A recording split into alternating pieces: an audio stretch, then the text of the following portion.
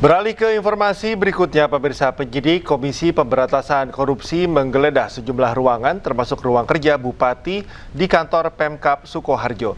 Penyidik membawa sejumlah koper yang diduga sebagai barang bukti baru.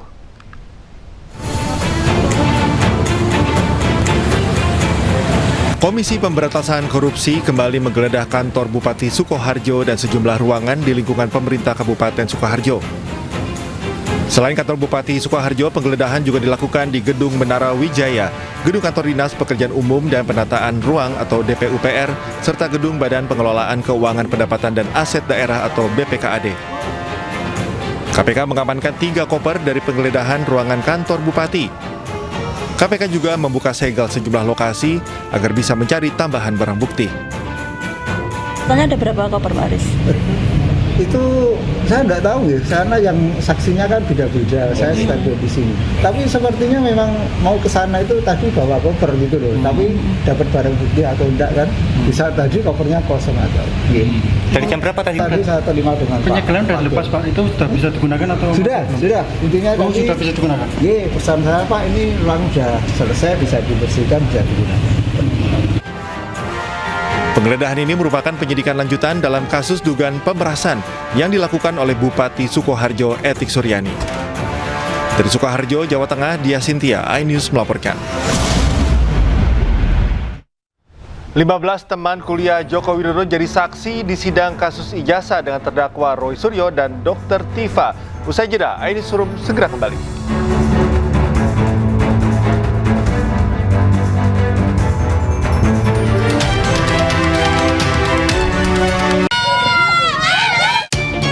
Sejumlah warga mayoritas wanita kesal akibat debu berterbangan ditambah dengan hilir mudiknya truk pengangkut material perbaikan jalan sehingga warga desa Jagabaya, Kecamatan Parung Panjang, Kabupaten Bogor protes dengan menutup jalan raya Parung Panjang menggunakan kursi dan batang pohon yang ditebang. Warga mengaku kesal lantaran masih banyak truk tambang nakal yang masih melintasi lokasi. Selain itu, warga juga memprotes kontraktor betonisasi yang abai lingkungan. Para kontraktor didesak agar rutin menyiram jalanan lantaran berdampak udara pekat berdebu yang mengancam penyakit ISPA.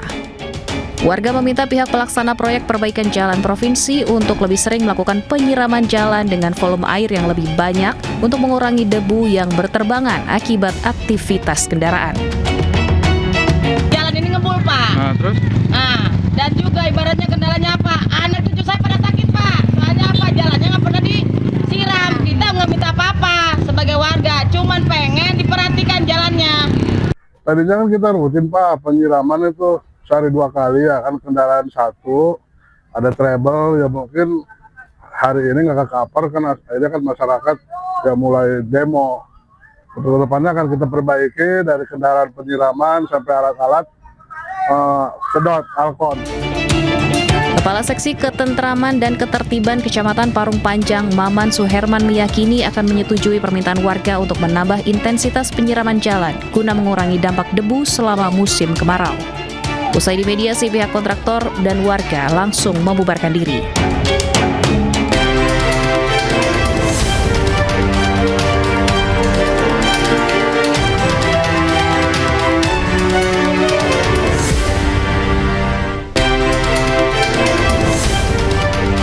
Sembilan jaksa alumni KPK jadi tim penyidik khusus Kejaksaan Agung untuk usut perkara ex-Jampitsus Febri Adriansyah.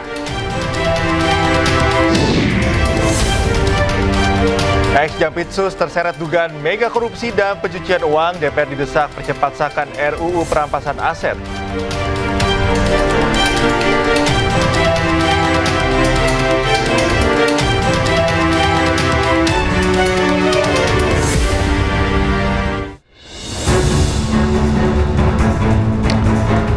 Selamat malam pemirsa, selamat datang di iNewsroom bersama saya Cikal Multazam. Kami akan membahas berita utama secara mendalam, komprehensif dan tentunya eksklusif. Sebagai pembuka iNewsroom kali ini, kami memiliki informasi pasca terjadinya ledakan bom di Sekolah Madrasah Aliyah Negeri 3 Padang, aktivitas belajar mengajar berlangsung normal. Pihak kepolisian memberi pengarahan kepada siswa terkait aksi perundungan yang menjadi penyebab teror bom.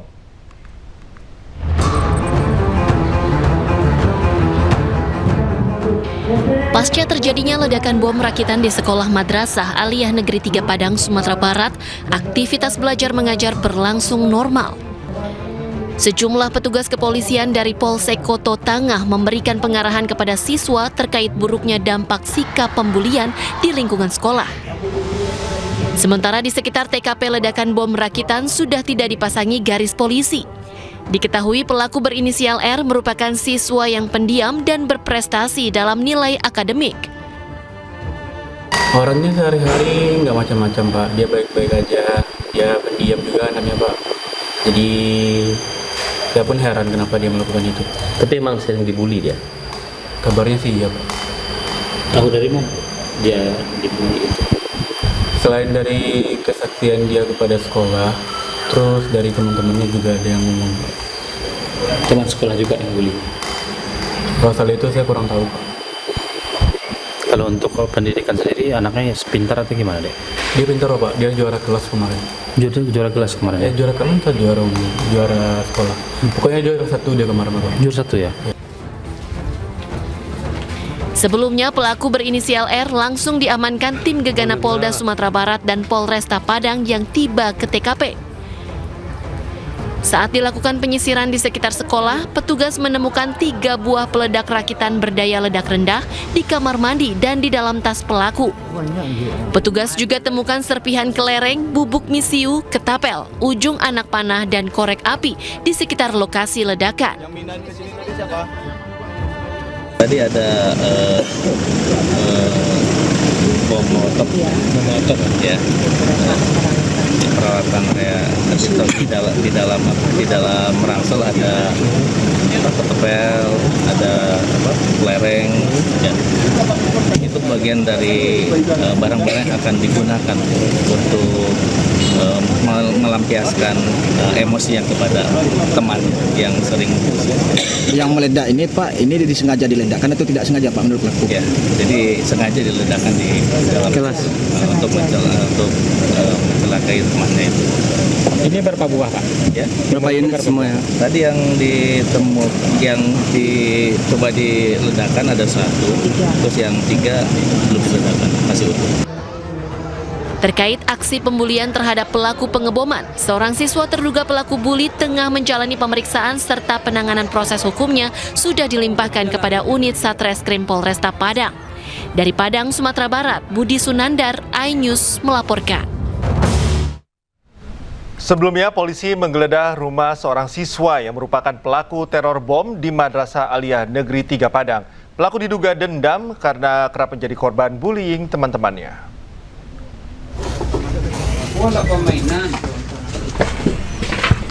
Tim Densus 88 Anti Teror dan Gegana Polda Sumbar melakukan penggeledahan di rumah pelaku R di Kecamatan Koto Tangah. Dari hasil penggeledahan, petugas menyita sejumlah barang bukti berupa bubuk mesiu, ketapel, serta baterai. Kepada petugas, pelaku mengaku membeli seluruh bahan baku bom rakitan berdaya ledak rendah ini secara online. Dari keterangan polisi, pelaku menyimpan dendam karena kerap dibully teman-temannya. Polisi masih melakukan penyelidikan apakah ada keterlibatan pihak lain dalam kasus ini.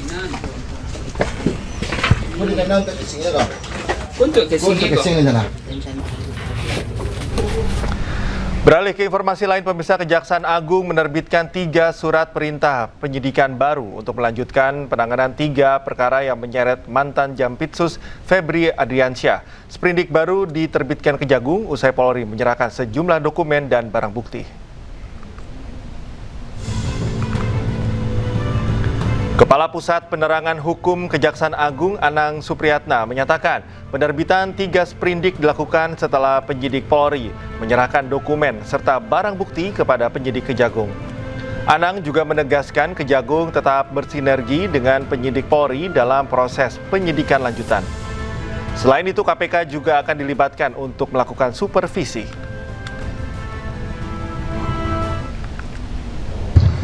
Memang hari ini, per hari dari kemarin secara berlanjut telah dilakukan penyerahan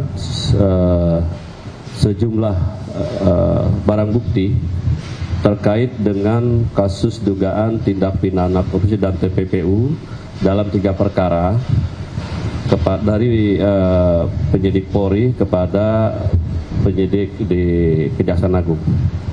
Dan saat ini Kejaksaan Agung telah menerbitkan sprindik sebanyak 3 sprindik.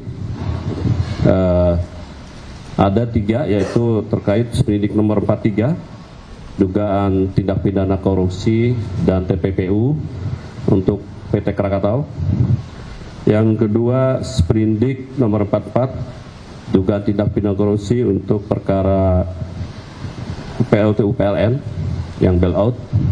Ketiga sprindik 45 terkait dengan Asabri sebagaimana laporan riset yang kita terima dari penyidik Polri. Jadi sudah dibentuk, dan semenjak diterbitkan sprindik maka segala kegiatan dan tindakan-tindakan yang bersifat pro justisia sudah beralih kepada penyidik kejaksaan. Dan dalam pelaksanaannya kita tetap bersinergi dan berkolaborasi dengan penyidik Polri, dan juga kita akan berkolaborasi dengan KPK untuk mensupervisi proses penyidikannya, dan juga tentunya sesuai dengan kemarin bahwa mitra kita dari Komisi 3 DPR akan ikut juga mengawasi pelaksanaan proses penyidikan yang sudah diserahkan kepada penyidik Kejaksaan Agung. KPK telah menerima permintaan secara lisan untuk melakukan supervisi terhadap kelanjutan penyidikan perkara yang menyeret ex-Jampitsus Febri Adriansyah. Meski sudah berkoordinasi, KPK menilai masih terlalu dini untuk mengambil alih kasus ini.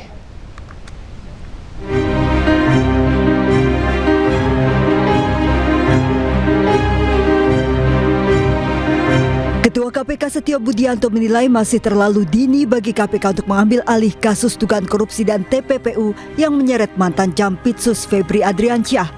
Kasus yang awalnya ditangani Kortas Tipikor Polri kini sudah dialihkan ke Kejaksaan Agung.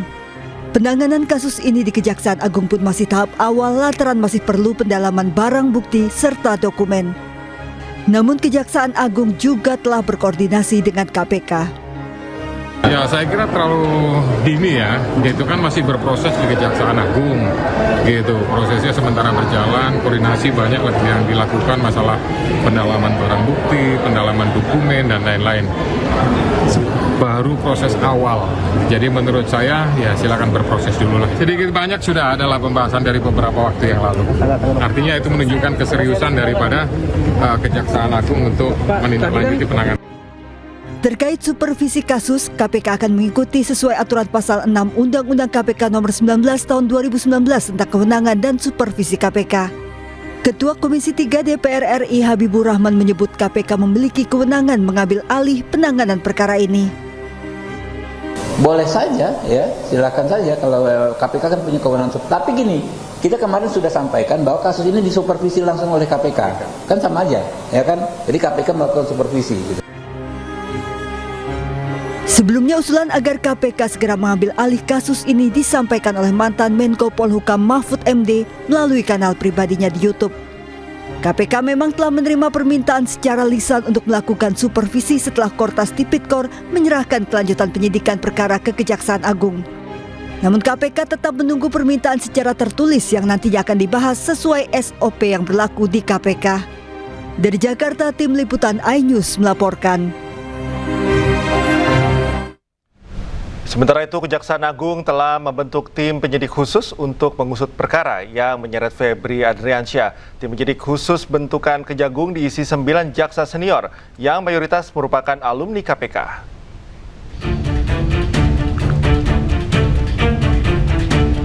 Selain menerbitkan sprindik baru, Kejagung juga membentuk tim penyidik khusus untuk menangani perkara mantan Jampitsus Febri Adriansyah. Tim penyidik khusus beranggotakan 9 orang jaksa senior dengan mayoritas merupakan alumni KPK.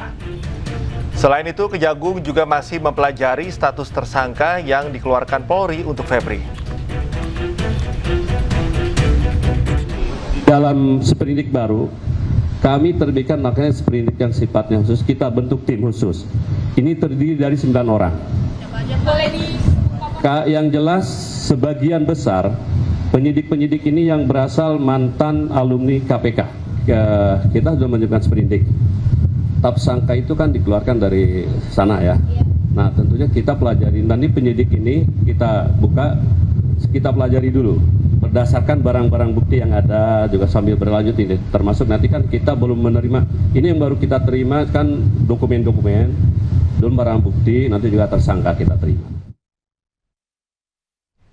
Agung menyebut status ex-Jampitsus Febri Adriansyah kini masih sebagai saksi.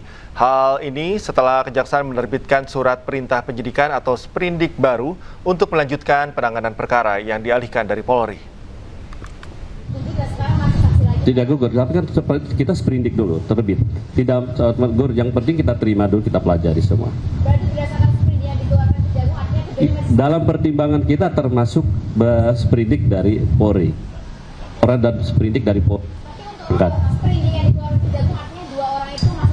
Iya, diantaranya sebut oknum salah satu negara. Untuk mengetahui informasi terkini, kita telah terhubung dengan jurnalis iNews Bagus Prasetya Adi di Gedung Kejaksaan Agung RI. Selamat malam, Bagus. Seperti apa update terkini pasca dikeluarkannya sprindik baru dalam kasus ini? Baik, selamat malam Cikal dan juga pemirsa, dapat kami informasikan Kejaksaan Agung resmi menerbitkan 3 surat perintah penyidikan atau sprindik atas dugaan tindak pidana korupsi yang melibatkan mantan Jampitsus Andri Febriansyah, maksud kami Febri Adriansyah, yang mana sprindik tersebut dalam kasus penanganan 3 korupsi, yaitu korupsi di PT Asabri dan juga Batubara PLN dan juga anak perusahaan BUMN PT Krakatau Steel, di mana tadi Kapus Penkum Anang Supriyatna mengatakan bahwa penyidikan kali ini yang melibatkan beranggotakan tim khusus, yaitu 9 anggota dari mantan jaksa dari Komisi Pemberantasan Korupsi, yang dimana beralasan untuk pemilihan tersebut untuk menjaga profesionalitas dan independensi penyidikan perkara kasus yang melibatkan mantan Jampitsus Febri Adriansyah, yang mana juga dalam sprindik baru ini tentunya Kapus Penkum mengatakan bahwa sprindik baru ini tidak menggugurkan status tersangka yang ditetapkan oleh Polri, namun dilimpahkan ke Kejaksaan Agung, dan sprindik baru ini menetapkan bahwa mantan Jampitsus dari Febri Adriansyah ditetapkan sebagai saksi untuk 3 perkara tersebut, yang mana Kejaksaan Agung membentuk 9 tim, maksud kami tim khusus yang beranggotakan 9 ini untuk mengetahui seluruh perkara, untuk mengungkap fakta-fakta yang melibatkan mantan Jampitsus Febri Adriansyah.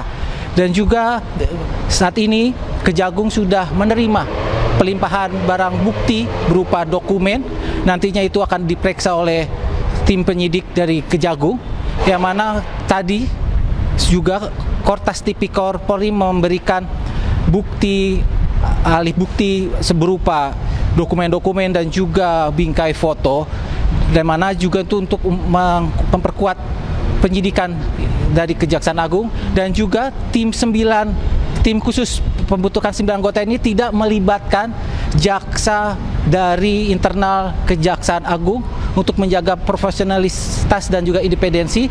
Dan juga Kejaksaan Agung juga memastikan bahwa proses ini akan selalu terbuka dan transparan. Dan juga untuk status Febri, untuk saat ini menurut dari Kapus Penkum Anang Supriyatna, keberadaan Febri Adriansyah saat ini masih di Indonesia dan saat ini dicekal untuk ke luar negeri selama 20 hari ke depan untuk menindaklanjuti perkara 3 perkara korupsi yang melibatkan mantan Jampitsus Febri Adriansyah. Untuk itu juga Kejagung juga sudah merekomendasi ke Presiden Prabowo Subianto untuk menggantikan posisi Febri Adriansyah, untuk merekomendasikan nama-nama ketua Jampitsus baru. Tentunya nantinya kita akan tunggu siapa ketua Jampitsus baru yang dipilih Presiden Prabowo Subianto. Kembali ke Anda, Cika. Bagus, terima kasih atas informasinya. Selamat bertugas kembali. Pemirsa, Kepala Badan Pemulihan Aset Kejagung pun tadi jadi calon Jampitsus gantikan Febri Adriansyah. Ainus Hurum segera kembali usai jeda.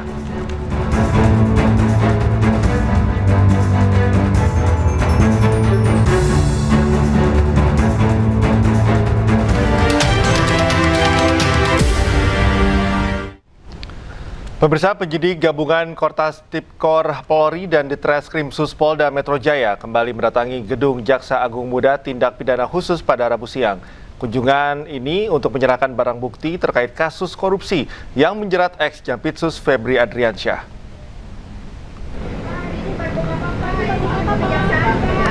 Rombongan penyidik tiba di Gedung Bundar Pitsus sekitar pukul 11.30 menggunakan 5 kendaraan termasuk 2 mobil mewah. Setelah tiba, penyidik menurunkan sejumlah box kontainer bertuliskan barang bukti LP1 PT KNI, 2 bingkai foto dan 1 bingkai foto berukuran besar yang dibungkus kain. Seluruh barang ini kemudian langsung dibawa masuk ke gedung Pitsus Kejaksaan Agung. Selain itu terlihat juga 2 kendaraan mewah, yakni Toyota Alphard berwarna hitam dan BMW berwarna biru, turut diparkir di area gedung. Diketahui pada Selasa kemarin, penyidik juga telah mendatangi Kejaksaan Agung dengan membawa sejumlah barang bukti berupa box kontainer.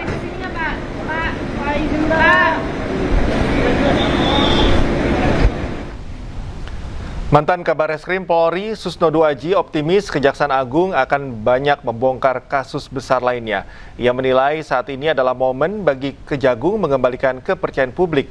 Dan berikut pernyataan Susno Duaji dalam program Rakyat Bersuara. Kebetulan sekarang FA sudah tidak memimpin Pitsus, kemudian masyarakat tertuju pandangannya kepada kejaksaan yang sekarang termasuk kasus Sony Sonjaya tadi ya, yang reputasinya sangat bagus gitu. Kita percaya, dan disinilah batu ujian untuk Kejaksaan Republik Indonesia. Informasi masuk dari Ordal, itu tadi N terlibat transaksi pengadaan barang fiktif. Kalau tidak salah sudah dibicarakan, ditulis di media besar di Indonesia, baik media cetak maupun media online ya. Kemudian malam ini kita dapat surat dari Pak Sony Ordal. Ini tantangan untuk Kejaksaan Agung yang mungkin dulu itu tidak diperiksa, tidak diangkat kasusnya karena ada FA mungkin. Sekarang FA sudah tidak di situ. Saya yakin Kejaksaan Agung kalau berani ngangkat itu, dan saya yakin berani, bukan kalau ya. Beraninya Kejaksaan Agung pasti berani, dan ini yang akan meningkatkan reputasi kejaksaan. Masih banyak lagi nanti mungkin yang akan diungkap oleh dari Solo gitu kan, itu banyak tergantung.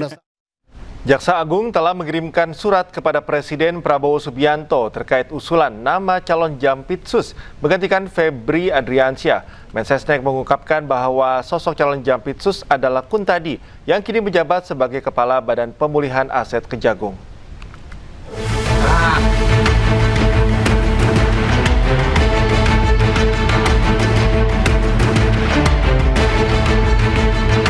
Usai Jampitsusnya jadi tersangka kasus mega korupsi, Jaksa Agung ST Burhanuddin telah mengirimkan surat kepada Presiden Prabowo Subianto terkait usulan nama calon Jaksa Agung Muda bidang tindak pidana khusus atau Jampitsus menggantikan Febri Adriansyah.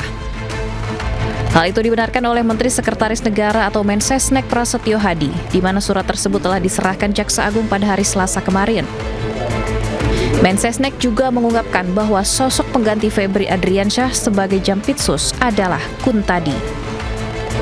Per kemarin hari Selasa tanggal 14, Jaksa Agung telah secara resmi mengirimkan surat kepada Bapak Presiden untuk mengajukan usulan nama pengganti pejabat Jaksa Agung Muda Tindak Pidana Khusus yang beberapa waktu yang lalu mengajukan pengunduran diri, dan kami mohon waktu untuk memprosesnya karena memang ada mekanisme istilahnya adalah TPA ya.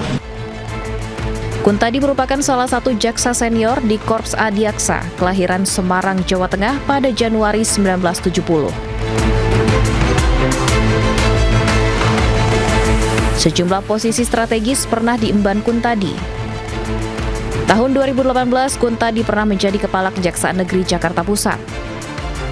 Tahun 2022, ia dipercaya sebagai Direktur Penyidikan Jampitsus Kejagung.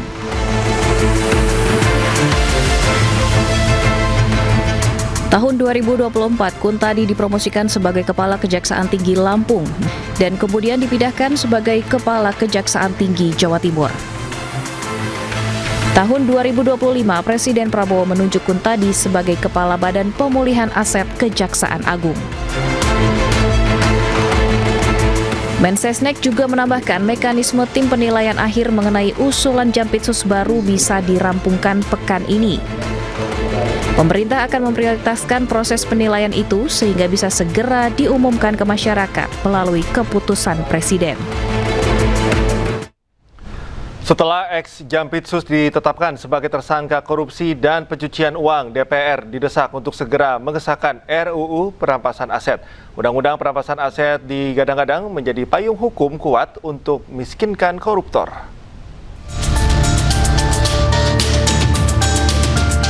Setelah ditetapkan sebagai tersangka korupsi dan pencucian uang, publik mendesak aparat penegak hukum menelusuri aset yang dimiliki ex-Jampitsus Febri Adriansyah. Tidak hanya ditelusuri, namun tuntutan untuk disita juga muncul dengan payung hukum yang paling kuat, yakni RUU Perampasan Aset yang harus segera disahkan DPR. Sayangnya sejak wacana usulan Undang-Undang Perampasan Aset digulirkan 2008 lalu, hingga kini DPR belum juga mengesahkan undang-undang yang bisa memiskinkan koruptor. Belakangan justru muncul isu jika DPR menolak pembahasan RUU Perampasan Aset. Ketua Komisi 3 DPR RI Habibur Rahman pun membantah. Menurutnya isu tersebut adalah hoaks dan DPR justru tengah mempercepat proses penyusunan undang-undang. Ada hoaks yang beredar ya bahwa DPR menolak pembahasan RUU Perampasan Aset ini. Padahal faktanya teman-teman tahu semua ya, kita sudah berminggu-minggu melakukan RDPU soal Undang-Undang Perampasan Aset ya. Ini jauh lebih banyak daripada pembahasan di undang-undang yang lain ya, dalam kurun waktu hanya 2-3 minggu kemarin. Nah, kemudian dikatakan juga bahwa ya pengalihan undang-undang ini dari inisiatif pemerintah ke DPR adalah untuk memperlambat. Padahal faktanya kebalikannya. Justru undang-undang yang inisiatifnya dari DPR logikanya memang jauh lebih cepat. Kenapa? Karena DIM-nya itu hanya akan ada satu dari pemerintah. Wakil Ketua DPR RI Saan Mustafa juga menegaskan bahwa DPR targetkan RUU Perampasan Aset akan rampung dan disahkan pada tahun ini. RUU Perampasan Aset ini dalam proses pembahasan di DPR melalui Komisi 3 DPR RI. Dan itu juga masuk dalam daftar prolegnas prioritas 2026 ini. Sebelumnya, ex-Jampitsus Febri Adriansyah ditetapkan sebagai tersangka korupsi untuk 3 kasus besar dengan temuan uang 476 miliar rupiah dan 74 kg emas batangan. Dalam laporan harta kekayaan penyelenggara negara LHKPN, ex-Jampitsus Febri Adriansyah hanya tertera 18,26 miliar rupiah. Sementara jumlah uang tunai yang disita 30 kali lipat dari harta yang dilaporkan. Tim Liputan iNews melaporkan.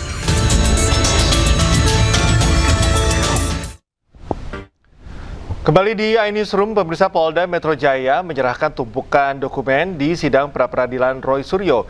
Agenda sidang kali ini adalah pembuktian dari pihak Polda Metro Jaya sebagai termohon yang juga menghadirkan seorang ahli.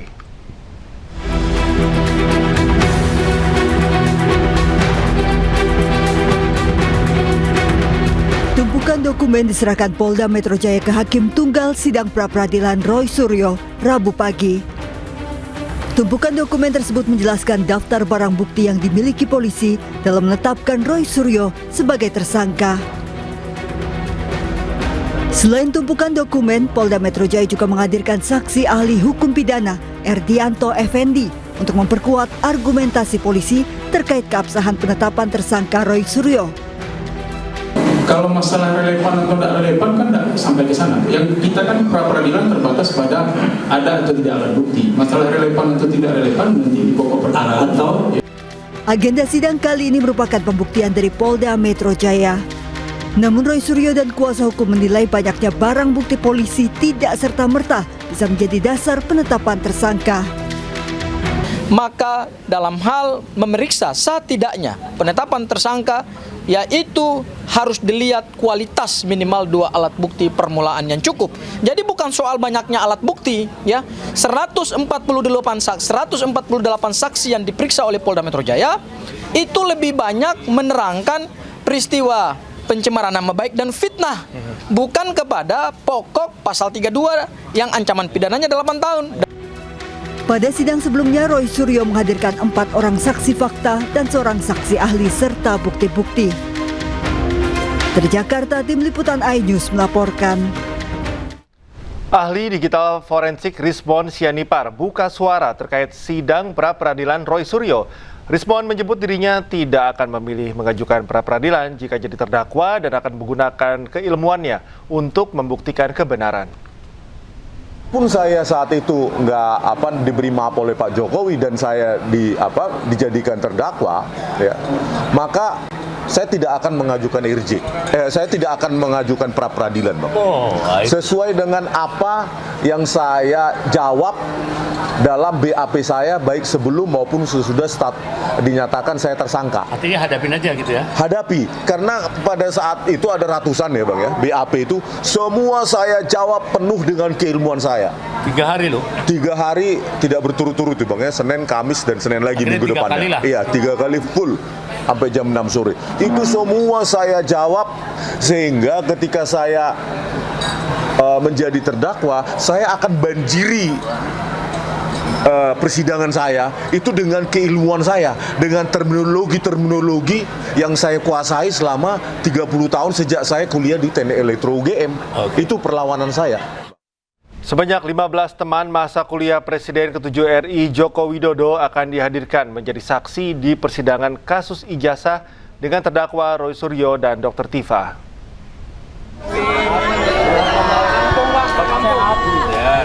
Hal ini diungkapkan Ketua Umum Peradi Bersatu Adi Darmawan saat menjamangi kediaman Presiden ke-7 RI Joko Widodo di kawasan Sumber, Solo, Jawa Tengah pada Rabu siang. Adi mengatakan, sejumlah saksi yang akan dihadirkan adalah rekan satu angkatan, satu fakultas, bahkan teman satu kelas Jokowi saat kuliah di UGM. Ade menambahkan para saksi yang akan hadir bukan merupakan perintah Jokowi, melainkan inisiatif dari teman-temannya sendiri.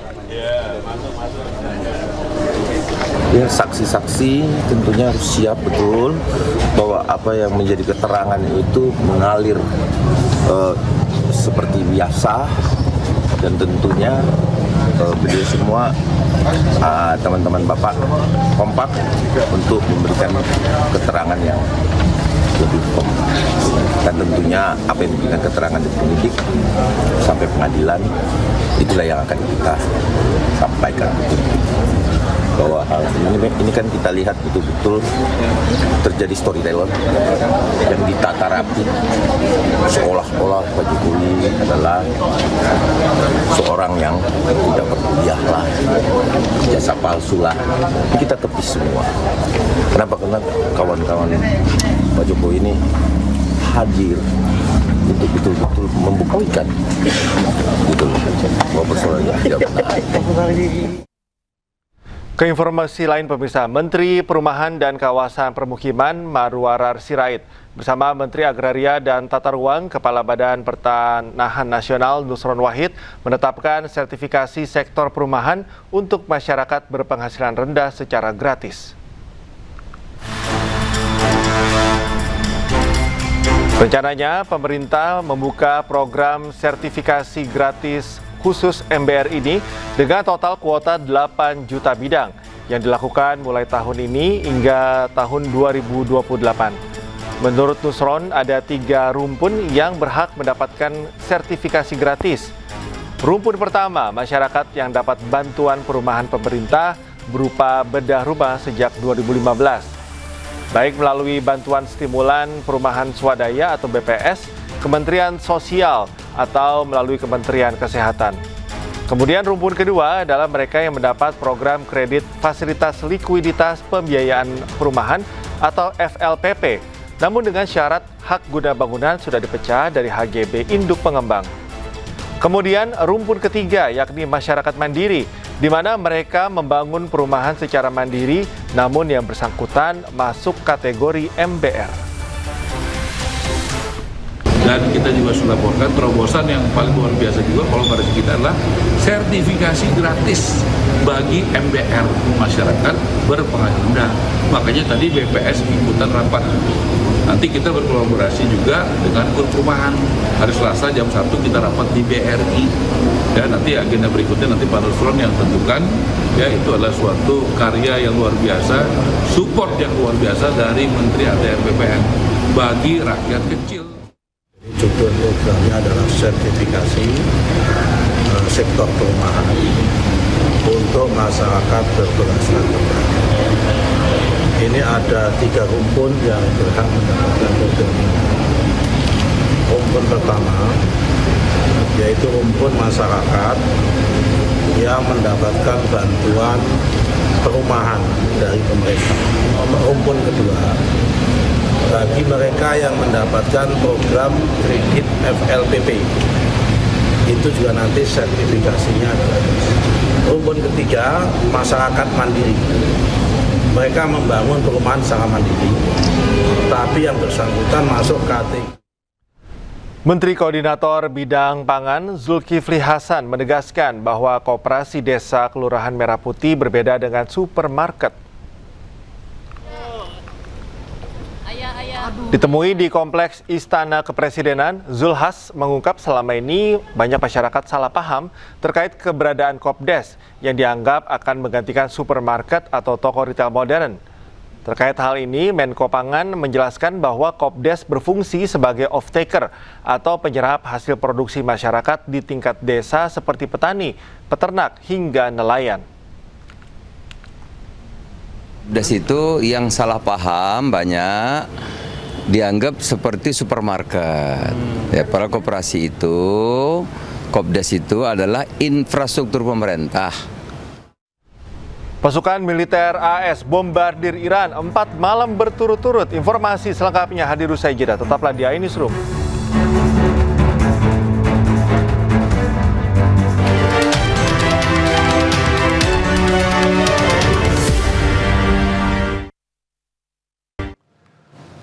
Pemirsa, pasukan Israel terus menyerang distrik Nabatiyeh, Lebanon Selatan. Mereka membakar dan menghancurkan rumah-rumah warga di desa Zautar al-Sharakiyah.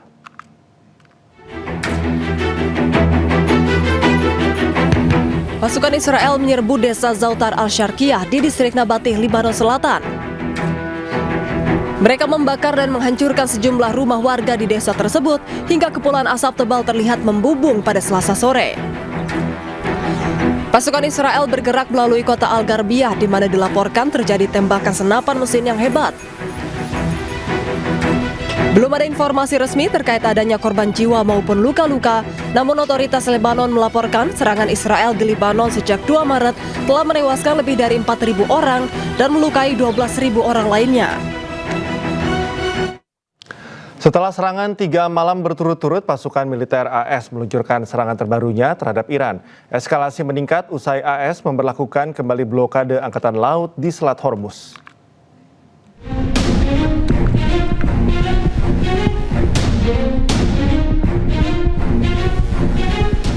Komando Pusat AS atau CENTCOM mengatakan pada hari Selasa bahwa pasukannya melakukan gelombang serangan lain terhadap Iran. Serangan terjadi di dekat garis pantai Iran dan Selat Hormuz usai Amerika Serikat mengumumkan pemberlakuan kembali blokade Angkatan Laut di Selat Hormuz di tengah meningkatnya eskalasi.